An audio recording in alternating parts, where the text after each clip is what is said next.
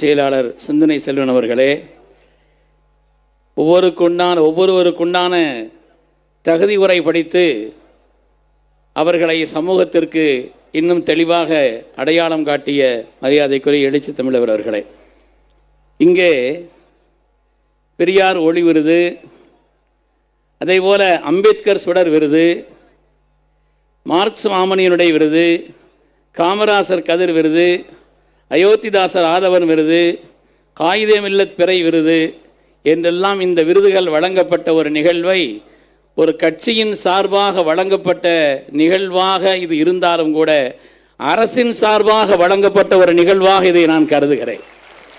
ஏனென்று சொன்னால் அத்தகைய தகுதியும் அத்தகைய ஆளுமையும் மிக்க மகத்தான ஒரு கட்சியாக இது இருக்கிறது என்பதை நான் உணர்கிறேன். சங்கைக்குரியவர்களே, இங்கே சொல்லப்பட்ட யார் யார் பெயரால் இங்கே விருதுகள் வழங்கப்பட்டதோ அந்த எல்லா விருதுகளுக்கும் முழு தகுதியானவர் எழுச்சி தமிழர் அவர்கள்தான் என்பதையும் இங்கே நான் பணிவோடு தெரிவித்துக் கொள்கிறேன். முகஸ்துதிக்காக வார்த்தைகளை பேசக்கூடியவன் அல்ல, அப்படி பேச வேண்டிய தேவையும் எனக்கு இல்லை. ஆனால் இன்றைய இந்த காலகட்டத்திலே இந்தியாவினுடைய அரசியல் தலைவர்களும் நோக்கர்களும் திரும்பி பார்க்கக்கூடிய மகத்தான ஒரு எழுச்சியை உண்டாக்கி கொண்டிருக்கக்கூடிய அரசியல் சக்தியாக அவர்கள் உருவெடுத்து மென்மேலும் வளர்ந்து கொண்டிருக்கிறார்கள். சங்கைக்குரியவர்களே, வக்ஃப் திருத்த சட்டம் எதிர்த்தார்கள் எல்லோரும் சேர்ந்து.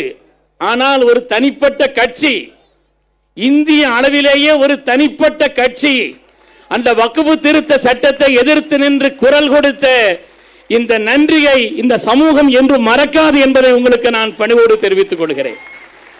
சங்கைக்குரியவர்களே, தெளிவான அரசியல் கொள்கை,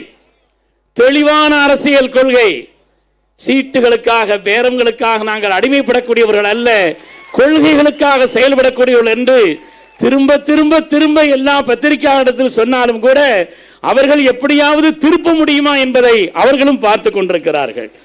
இந்த தேசம்தான் எங்களுக்கு முக்கியம் என்று சொல்கிறார்.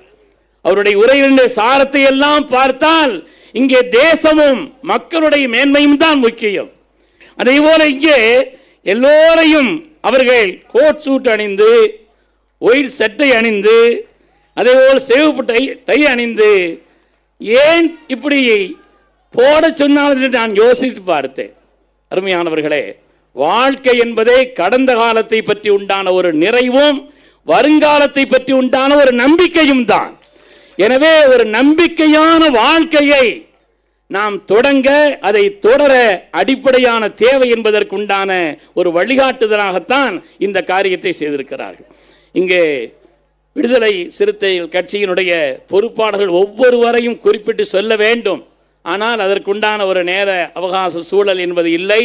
ஒவ்வொருவருமே எழுச்சி தமிழர் அவருடைய மகத்தான வழிகாட்டுதலிலே ஒன்மேன் ஆர்மியாக ஒவ்வொருவரும் அவர்கள் தனித்திருந்து சிறப்பாக செயல்படுகிறார் என்பதையும் தெரிவித்துக் கொண்டு, இங்கே தகுதிமிக்க இந்த பெரியவர்களோடு சேர்ந்து என்னையும் அழைத்து இந்த விருது வழங்கியமைக்காக நான் உளப்பூர்வமாக விடுதலை கட்சிக்கும் மரியாதைக்குரிய அதனுடைய உன்னதமான தலைவர் எழுச்சி தமிழர் எங்களுடைய இதயத்தில் நிறைந்த மரியாதைக்குரிய அண்ணன் திருமாவளவன் அவர்களுக்கும் மற்றும் கட்சிக்கும் உளப்பூர்வமான நன்றியை தெரிவித்து இந்த வாய்ப்புக்கு நன்றி கூறி விடைபெறுகிறேன். நன்றி. ஐயா அவர்களுக்கு நன்றி. அடுத்தபடியாக அயோத்திதாசர் ஆதவன் விருது பெற்ற மரியாதைக்குரிய முனைவர்